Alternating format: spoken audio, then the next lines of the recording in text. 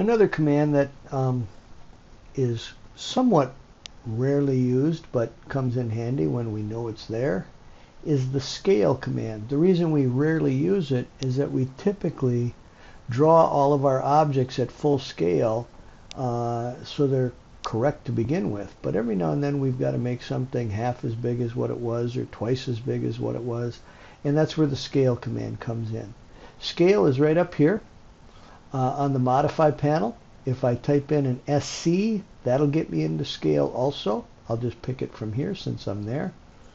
And I select the objects that I want to scale. I'll pick this and this. Let's scale two things down. And I'll hit enter. And then it prompts me for a base point. What do I want everything kind of scaling down around? I'll pick this lower left corner. It's just convenient.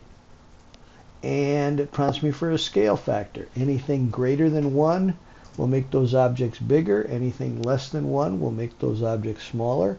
I'll type in 0.5 and hit enter, and those objects become half as big as what they were. If we type in a number bigger, they simply become bigger. We'll go ahead and watch that happen, I guess. SC for a shortcut. Pick these objects once again.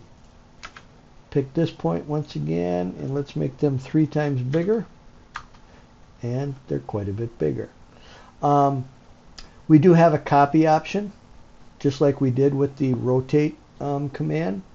If I wanted to scale, let's scale this circle half as big, but we wanted to keep that circle also. Scale, and I'll pick a center point for the base point, and I'll use the copy option.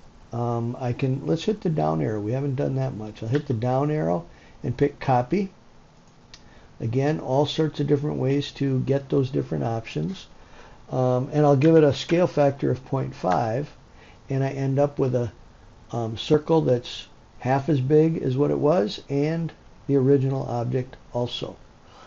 Finally, let's kind of work on this thing. Let's say that I've got this pentagon here. I don't know what the length of that line is, but I do know that I want it to be a ½ inch long. Again, I have no idea what it is, so I'll do a scale, and I'll scale this object, and I'll scale it around this point, and I'll use the reference option. Just like we have a reference option in the rotate command, we have a reference option in the scale command as well. And I have to pick 2 points to create the reference length.